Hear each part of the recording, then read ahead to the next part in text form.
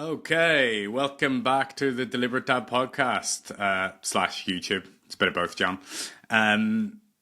But I'm very excited today to have the main man. We've tried to get this in multiple times, so I apologize. Kid sickness. But John Stacey, marketing manager by day, men's mental health advocate by night, dad to Nora and Sadie all the time, right? Yep. The Yeah, most my three jobs. importantly, we think that one job before we have kids, and then we realize that we just got another full-time job on top again. And you've stuck another one on, so you've got the three.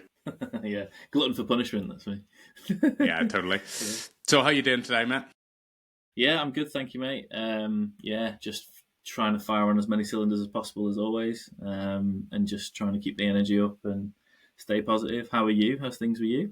Yeah, good. It's been a crazy couple of weeks, as you know, because we've been trying to get this in, but we're good. We're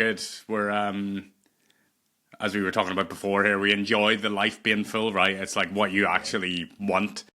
We have the outward complaints of being too busy, but I think the most important thing is like making sure that you're doing things you actually want in the time, like rather than the other way around. So I do like looking at it from a perspective of my life being full rather than my life being busy, because I'm consciously, deliberately choosing what actually goes in there.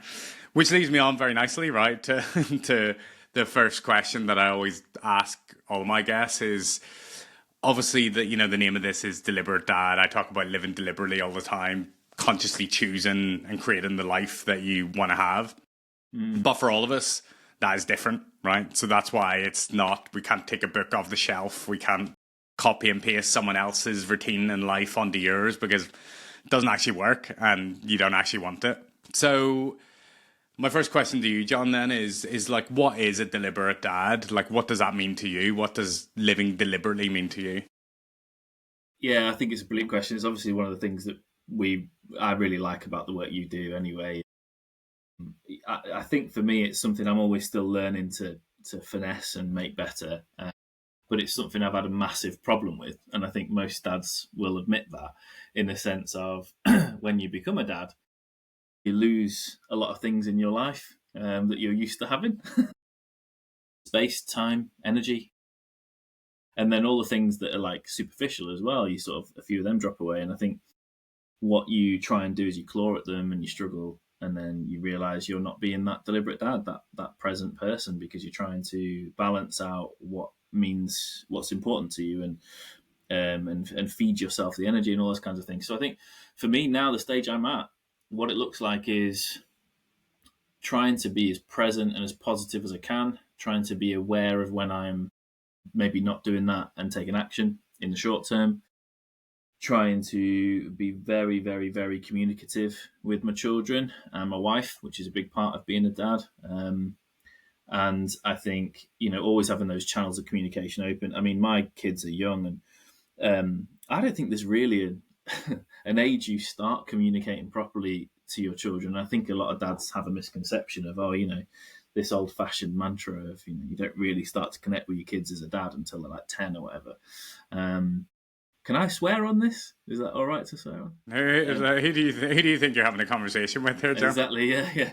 But no, I was just concerned about the audience. No, it's fine. I just think that's absolute bollocks, that old generation, that absolute bollocks. And I just think, that you're shaping them from the day one, aren't you? And I think that's scary, but also it's incredibly rewarding, valuable, if we allow it to be. If, as a dad, we allow it to be something that's really important to us. And I think that's the missing link. So for me, when I started to drop all of the nuggets into my life that were meaning that I was a more deliberate dad, I also had to add an extra layer of being more aware of how it was impacting me. Is this, is this providing me with love, joy, and energy?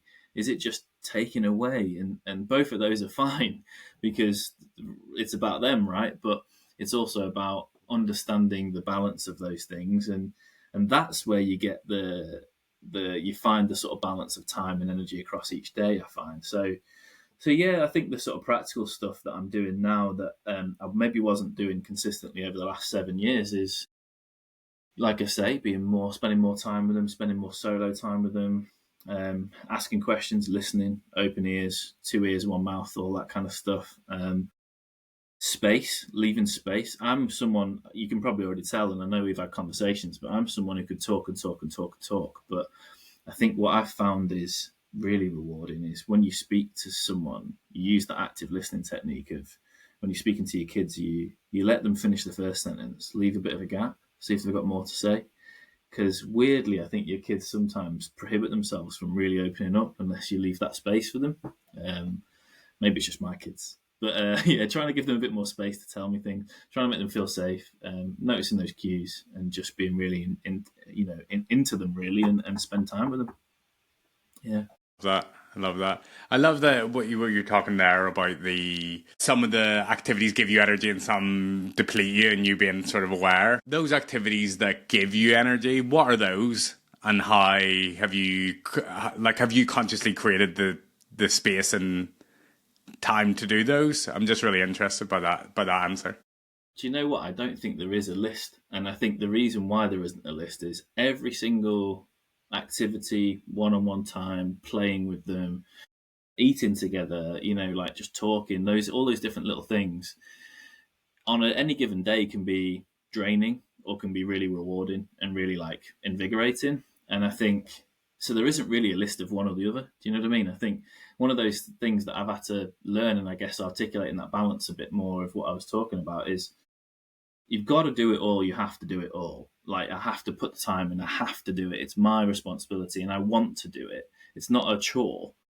But just because it depletes me doesn't mean I shouldn't go ahead and do it again, because the next time it could be great for all parties. And actually, that's just one layer of it, because even if it does deplete me, I know they're getting something from it. So I'm actually getting something anyway, even if I'm, less energized or whatever.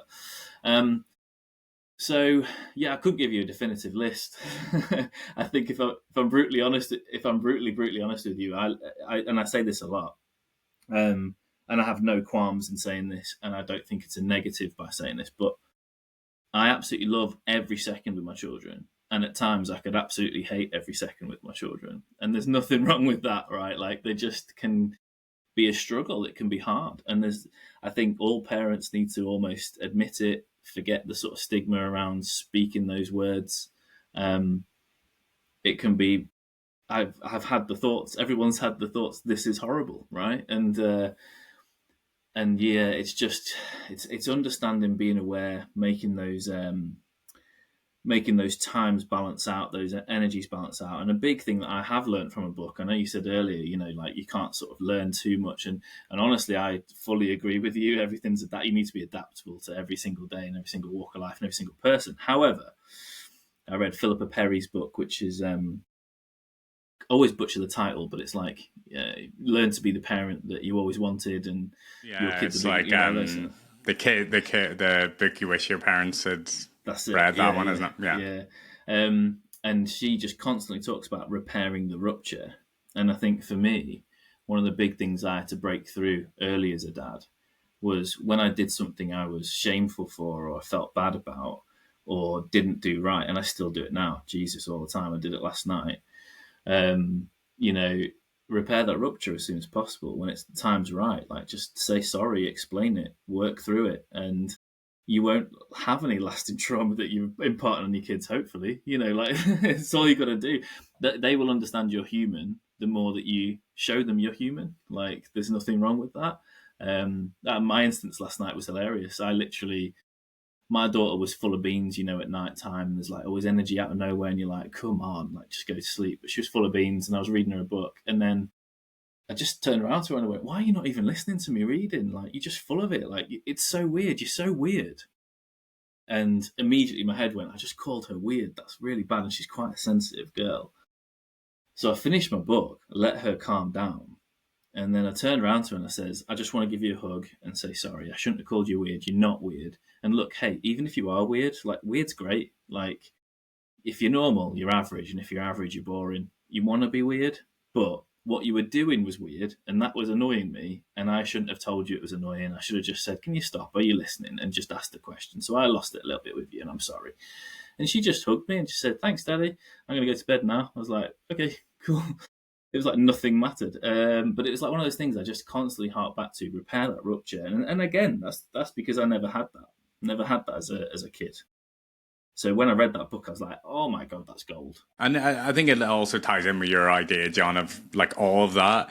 What I was getting was this like high level of communication, right? There's a couple of things I just want to jump on, but just as a related point of what you just said there, like with that point of connection that you made earlier, you know, there's a potential misconception that kids need to be a little bit older actually to create that connection with their dads, right?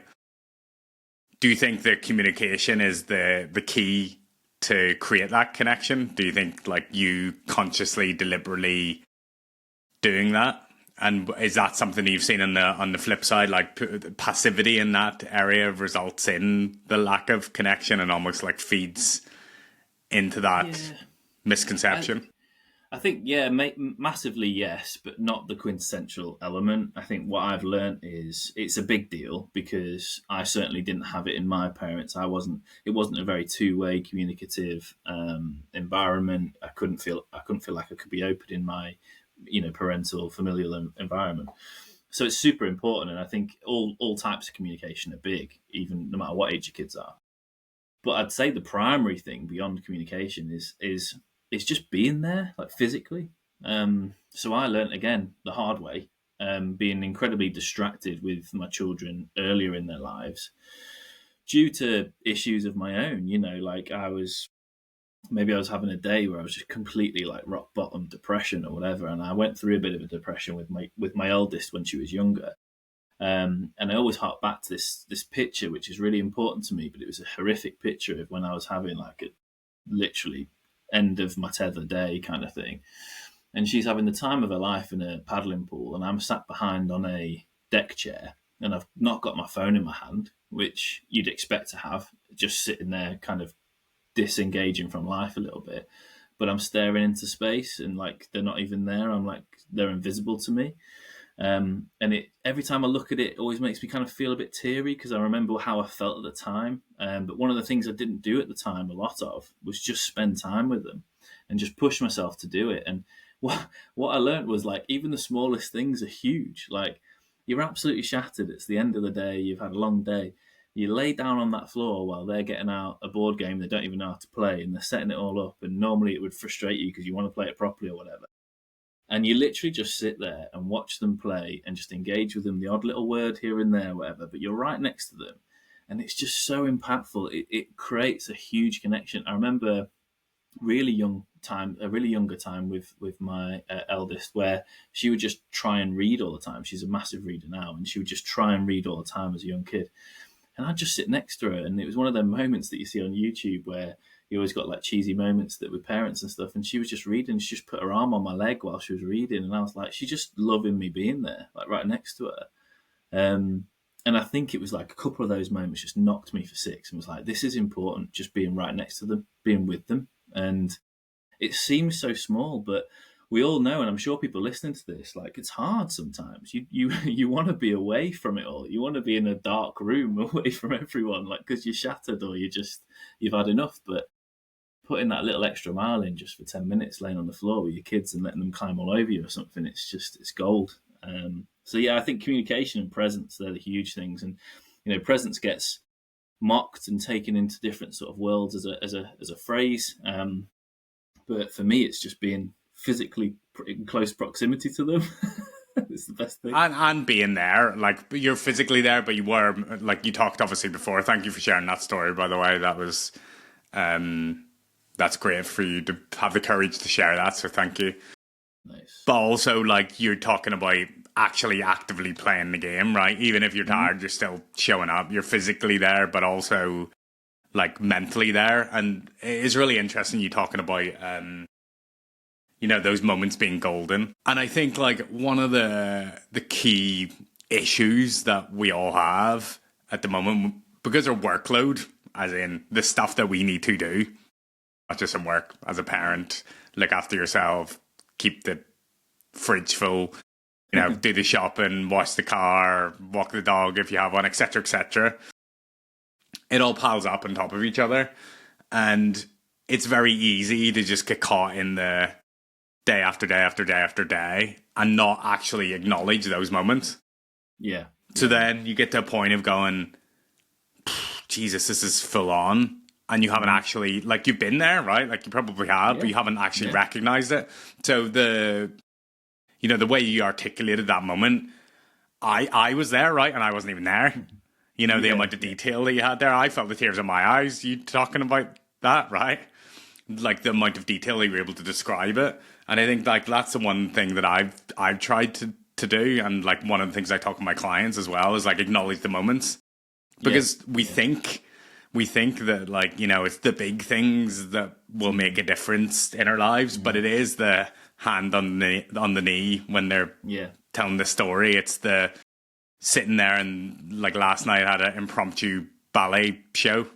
It's like it's those types of things that like stick with you. It's the Sorry, go on. I think that just going back to communication, like with that, like I remember having almost every evening we get a dance show. Do you know what I mean? It's like so I can relate to what you're saying. But at times you're like, oh my god, again. Do you know what I mean? They're gonna.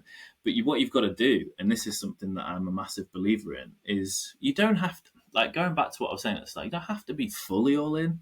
Like you just have to be available. Like, and they understand, and more than you know. I mean, Sadie's 3, like.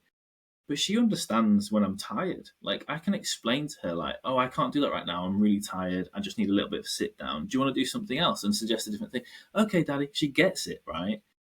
Probably because she's got a bigger sister and she sees me talk to her or whatever. I don't know what it is, but the psychology is more, it's more malleable than you will expect. It's not black and white. Just saying no to your child, it's not a negative thing. It's not a bad thing. Like, you don't have to be, oh, I don't want you to dance around. I'm busy. Do you know what I mean? You can be a bit like, you did a dance show last night. Why don't you do something different? Me and Mummy will sit here. Why don't you do something a bit different? And it just kind of gets out of that, oh my God, another ballet show kind of thing. So it's like, I think it's just having those awareness bits of like what we're doing right now, this awareness, like it's, and again, like talking to your point, oh my God, like there's massive chunks of my parenthood life, my dad life that I can't remember because I was disassociated big time, and there weren't really those moments. And a massive thing over the last year or two, like very recently, that I've started to do is the stuff I'm talking about now, like just being really more aware and more present and more engaged in the moment, and that helps my hippocampus, whatever it is, to remember what I'm doing. I probably said the wrong brain term there, but whatever my memory part is, it's like it's helping my memory to remember the stuff that I can vividly transpose to you, right? And like, I wouldn't have been able to do that if I was a completely disengaged dad. I'd be making up stuff, and I'd be struggling to articulate the emotions involved in the situations, definitely because they wouldn't be genuine. And I think there's a lot to be said for the two going together. If you are more deliberate, you'll understand and be aware. I'm sure your clients say the same. I'm sure they turn around and go, yeah, I mean, I'm more aware of the stuff I'm doing, good, bad, and ugly, because I am putting that energy in, So yeah, it's a tricky one to balance, but I think letting yourself have those moments is really important. Yeah, totally. And I think like the other thing as well is like if you're not having them, you can also create them, right? So I was talking to one of my clients last week, and it was like a rainy Saturday afternoon, and normally I can't remember what they'd normally do, right? Like it was like go and watch TV, or one would go here and one would go there. And he was like, oh, it's quite wintry outside. Like what I do in winter is normally I make some soup. And he went to make the soup, and then he was like, do you guys want to help? Do you want to, you chop, this is the way you do it, and teaches in his older one how to not cut her fingers with a knife and all of this stuff. And they loved it, right? Like it's much easier to just let them go into the room. Much easier for him to just focus on the soup for himself. But actually, it's a little bit of effort. You can create that moment, right? Yeah, 100%. And it's probably something I've learned from my wife, actually, that she doesn't know she's doing it, but does it. So she'll do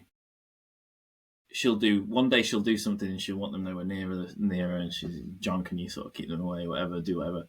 Next day she'll go, well, why not just relax on it, and kind of, and I've started to watch and sort of see these moments and go, maybe I should let my guards down a bit and stop worrying about all the tiny things. Just get stuck in a little bit and create those moments. And I think again, yeah, look, the underneath the whole thing is just that thought process of actually thinking about it and taking those thoughtful steps. Because we could, like you said at the start, we can all get wrapped up in our lives. Jesus, we've got loads of layers to what's going on. We're all tired, so we can all kind of like, and I say that loosely because obviously there's health elements that can make you less tired and all those kinds of things. But ultimately, as parents, it's tiring, and I think when you can, in those tired moments, be recognizing what's going on at different levels, I think it's really important and something I've worked hard at. And I think, to put a one liner into being more deliberate, it's that when you're in those tired moments, still recognizing, still being aware, still making those, hopefully, the right choices in what you're doing with your kids. And if you don't, repair the ruptures, and let it go a bit. Like, to quote Elsa, it's like, let it go a bit. Stop being shameful. Stop blaming yourself, putting guilt on you for tiny little things. It's easy to fall in that trap of being, I'm damaging my children by the way I am. It's all me. I've been there. Trust me, I've been deeply there. But I think, God, you've got to let some of these things go, if not all of them. Like, Jesus, like, they're so malleable, these minds, and so are you. And you only get one life, so just enjoy it as much as you can. And I never thought I'd be like that. I've got to put that in there, because a long time ago you'd have talked to me and I'd have said all that stuff that I've just said is rubbish. So I think it's funny how life changes as a parent. But I suppose that's another element of the awareness and taking deliberate action, right? Like, you can go, this is just the way I am, or you can choose not to and pick another path, right? Like, that's ultimately down to you as well. Just one more thing on like the communication part, just because you mentioned it earlier and it's stuck in my brain. You said having good communication with your wife is another element of being a good dad. Can you expand a little bit more on that? Yeah, no, I think, again, something I've learned over the years, but essentially, you're a team, right? Like, you are a team. I mean, I know there's obviously broken homes, broken relationships and all that, but Christ, you're still a team. You're still molding this person together, or these people together. So obviously there's different levels of different issues, different problems, different things that you can wade in there. There's your own problem, there's your own relationship, there's your own. But I think one of the things that's really, really important for me, and I hope it's kind of similar elsewhere, is you've got to be the balance. So rather than just trying to balance your own situation, like, be the balance with your children. They're so small and everything can affect them, that if you double team them, it's not great. It's not a great situation. So one thing we're quite good at is taking the roles, good cop, bad cop, swapping it around. We're also really good at talking to each other about what we've done and how we've done it. Is it right? Is it wrong? Not having to go at each other for it, just acknowledging that we're only human. We have our moments. You shouldn't have done that, and barking at each other, whatever. But I think, again, we're quite contemplative in a sense of going, yeah, I think you're right, and just taking the hit and just moving forward. And we've got a lot better at basically not dwelling on anything that's rose up anger wise or explosive emotions. Not dwelling on it, just moving forward and looking at ways we can be better. But communication is massive and huge. I'd say an equal part of being a good dad to your children is to be a good husband or to be a good team member with your wife. I think you've got to kind of get that right, and it's different for everybody. But I'd definitely say the biggest thing for me is learning from each other. It's the biggest one, in that learning from each other and being open to it. You're not always right. Jesus Christ, I had to learn the hard way. I'm not always right, and I'm told regularly, so it's okay. I'm reminded. I think the reason why I asked that as well is one of the, I don't know whether it's true or not, right? I think it probably is to a certain degree, but this idea that men aren't as an active participant in the not in the parenting, but in the team, right? Like the team between husband and wife, right? Logistically organizing plans, a lot of that ends up going to the wife, or the man does what the wife says, right? And like one of the things that you were talking about there is like this idea of communication is one way to actively participate in that relationship, right? Like if you're bringing stuff rather than, it's like being active rather than passive, it's having agency rather than being low agency, it's taking responsibility for your equal part in that team,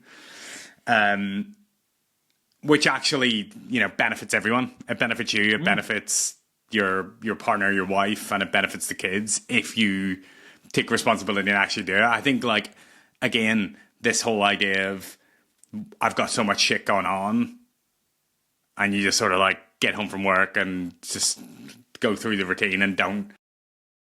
It's very easy and very tempting to be passive rather than active. Yeah, 100%. And I think the interesting part you said there that resonated with me, but also kind of prompted something to add to what my situation is when you were saying, you know, it's agency, not low agency. Like, yeah, I mean, like for me as well, going back to that being wrong thing, like it's not a telling me off because I did something wrong. What I mean by that is like you again, I don't know if it's generational, societal, whatever, but there's probably a mode of man that is, oh, well, I'll just come up with that solution. It's my time to shine. You know, there's a problem, I'll come up with that solution. And I think one of the biggest things I've learned, which is really, really good for me and really, really good for our relationship and our parenting, is when I come up with a solution or when I'm working towards something that is a solution, most of the time that's for me. And I didn't realize that was for me. I was thinking it was for everybody else, but it was what was right for me. So when my wife proposes a different option, and she might do it in maybe an argumentative way or a really polite way, I don't know, it depends what kind of day it is.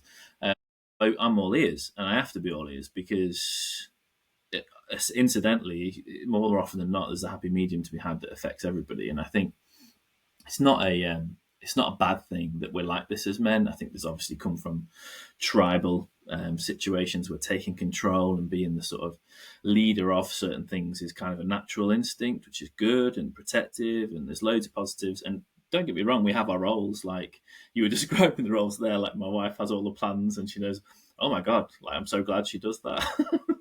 But at the same time, like I do loads of stuff and, you know, we're quite good at reminding each other, but in a polite way sometimes, not all the time.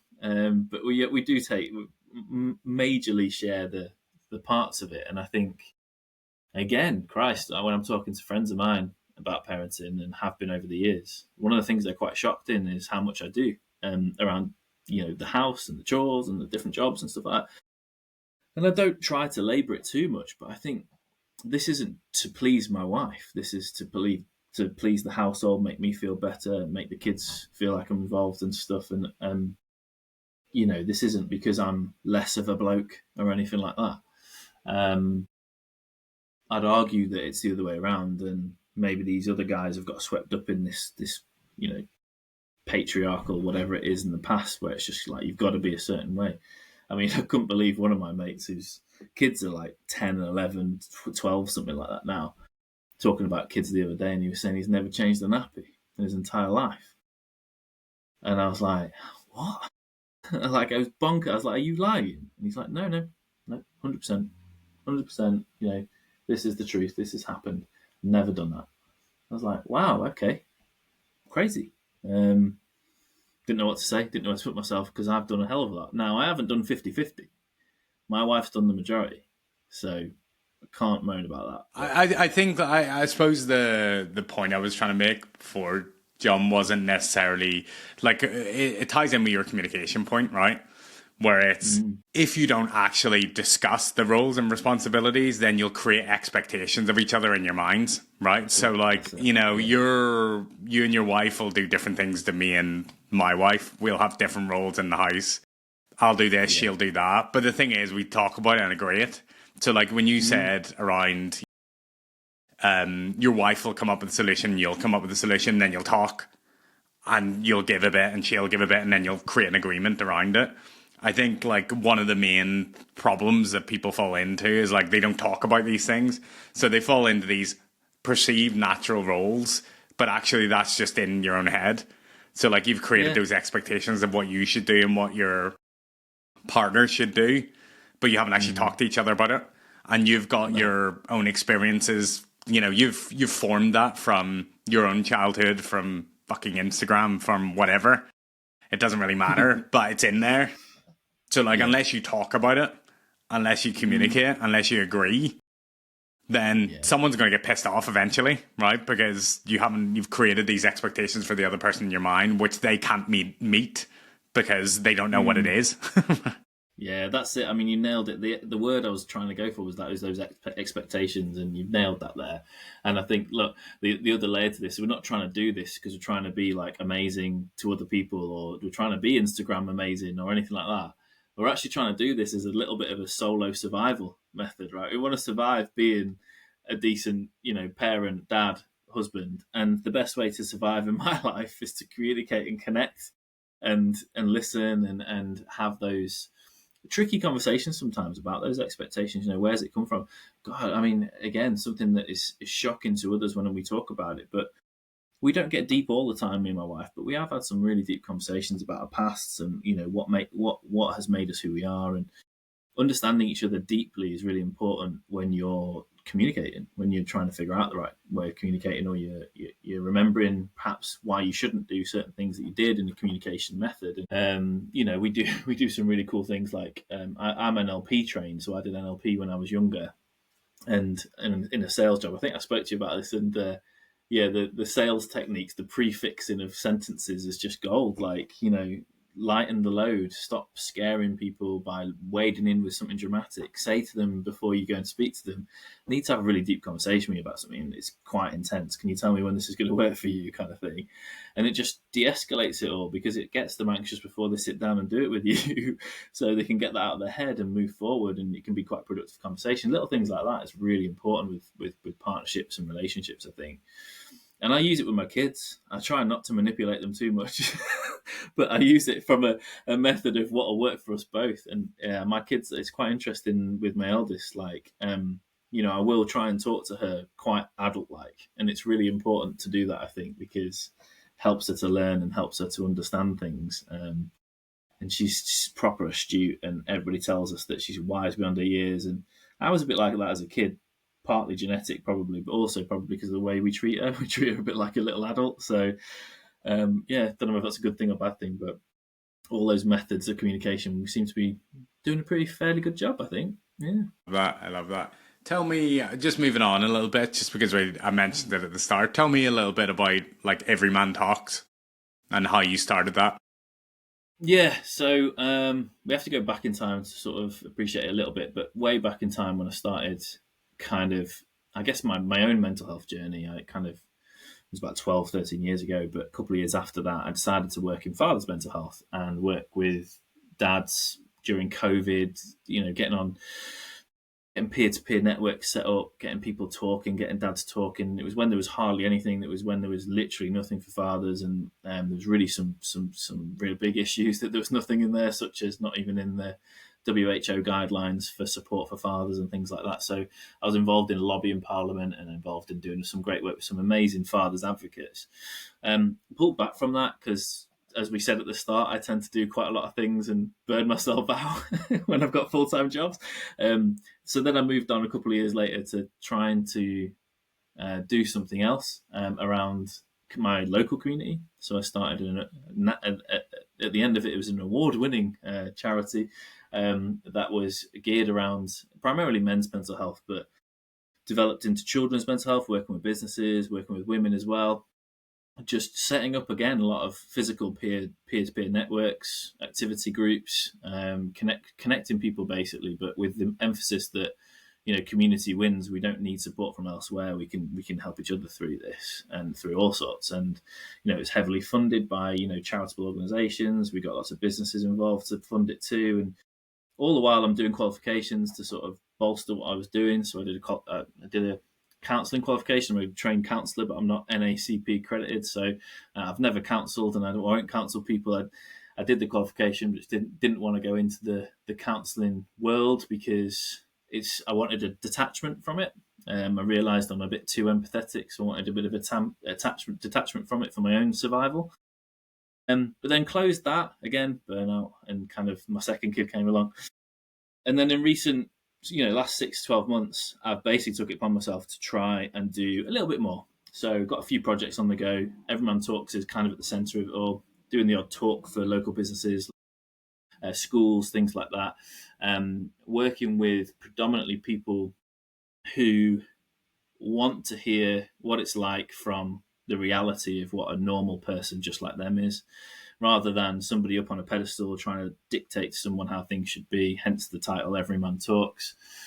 But also with that hint, second sort of meaning is that every man should be talking, every person should be talking, we should be talking more often, we should be connecting more often, we should be listening more often. And so lots of talks, lots of workshops. We've got a few things on the plan. I'm writing a book. Just going slow, but I'm writing a book. Casually throw that in there, just writing a book. Yeah.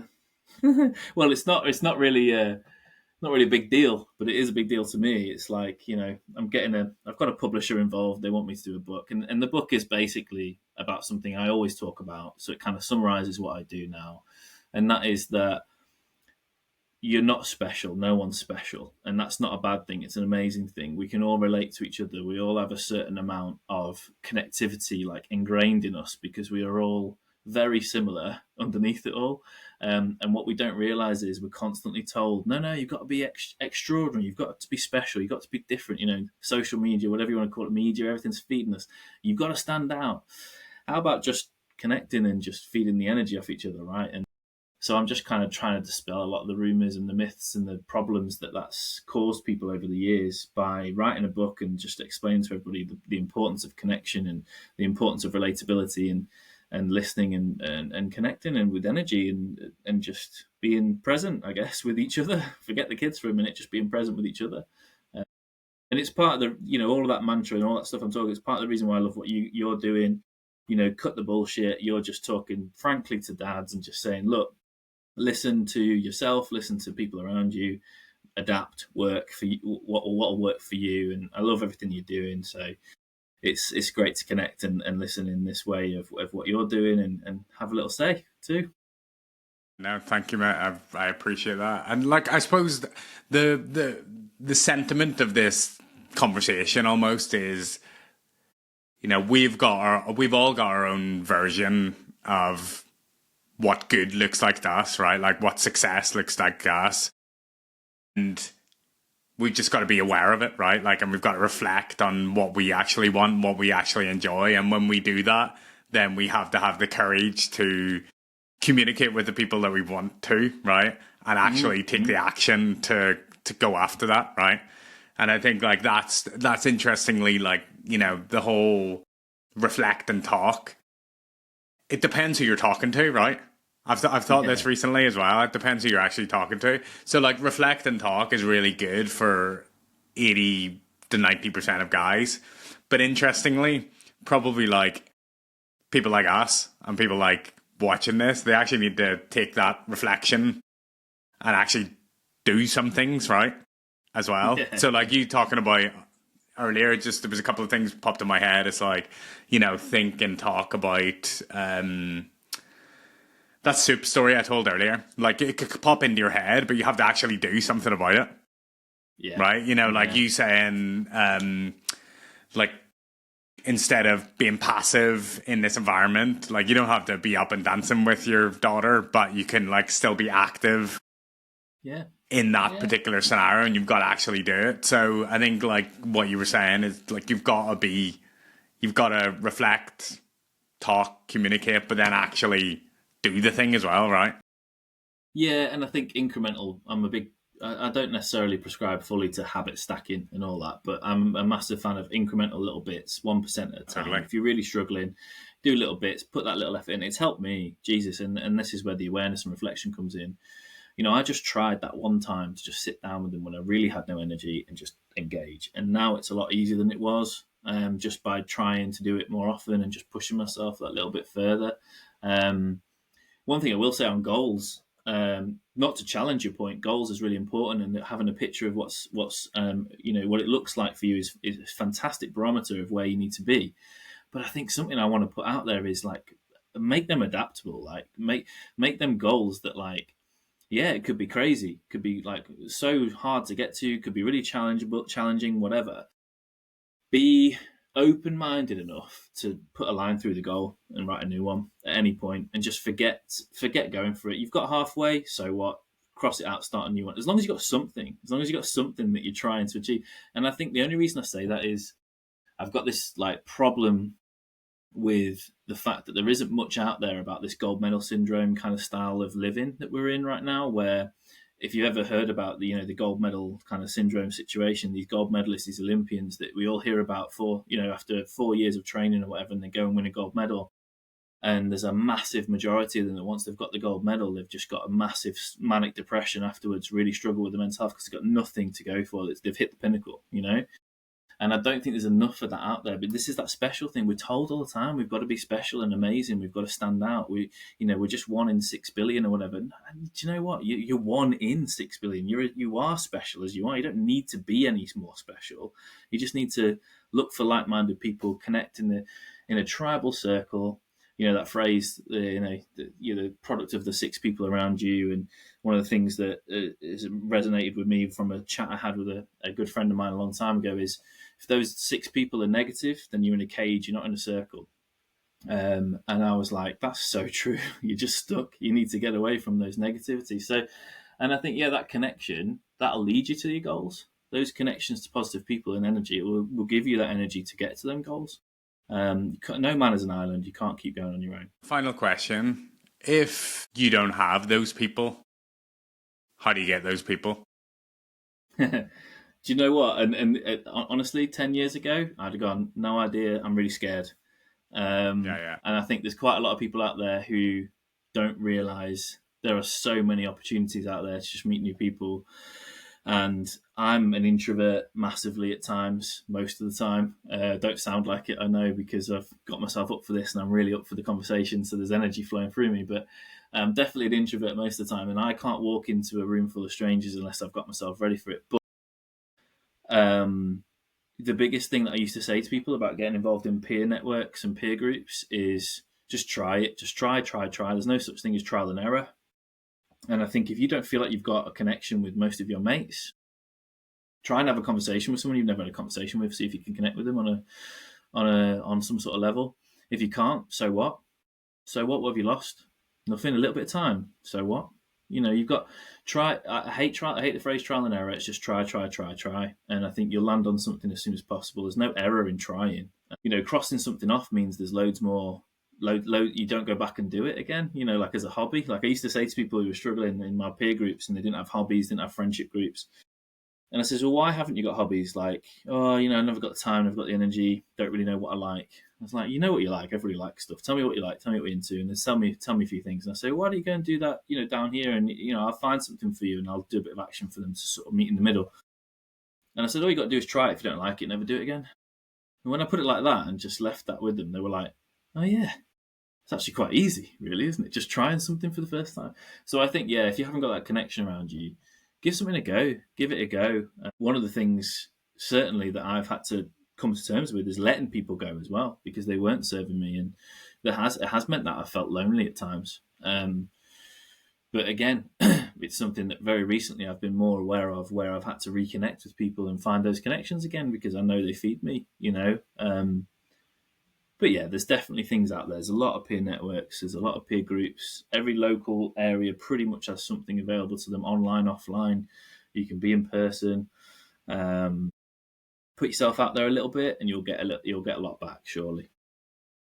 Totally. And like as you said, it doesn't. It feels like it would take a lot, but actually, it takes It takes a small amount of action.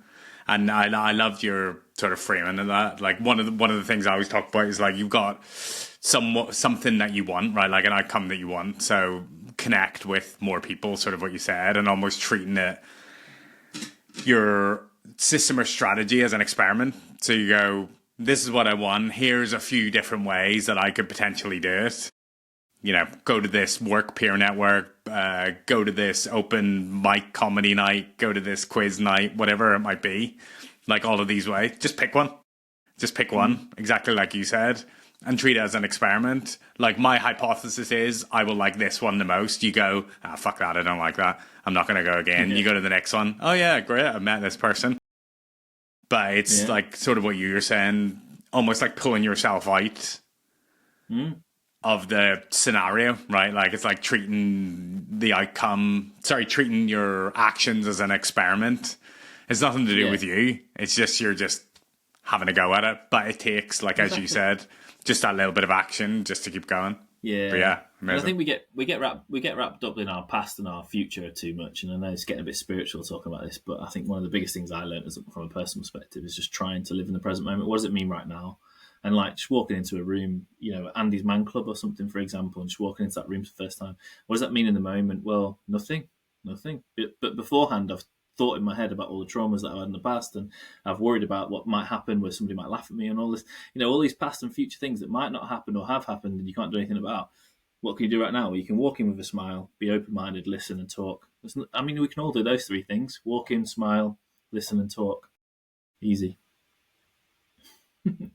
That's going to be the thing I'll clip up. But yeah, no. Sorted. 46 minutes. The last 10 seconds are bang on. I love that. That was a great ending. That's the only good thing. It's the only good bit. Nah, definitely not. But thank you so much, mate. I really appreciate you sharing your stories as well. I think like hearing personal perspectives really help bring all these things to life. And as you said, like, I've got loads of stories.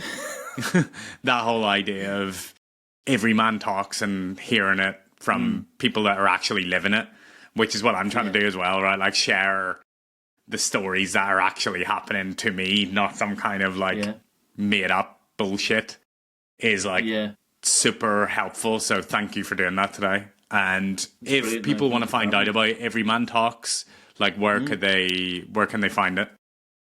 Easy. It's everymantalks.co.uk. And there's not a lot on there. It's a very basic site. I'm going to get more stuff out there soon. But it's one of those things where at the moment I've just been working with people I've worked with in the past and done little bits with people I've connected with in the past. But now you can see the basics on there. You can see what's available, and you can see a bit more about me. So yeah, link that in the description and stuff as well if people want to get in touch with John. Awesome. But yeah, thank you so much, mate. Chat soon, I'm sure, for round 2. Thanks, man. Yeah, definitely. Thank you. Cheers.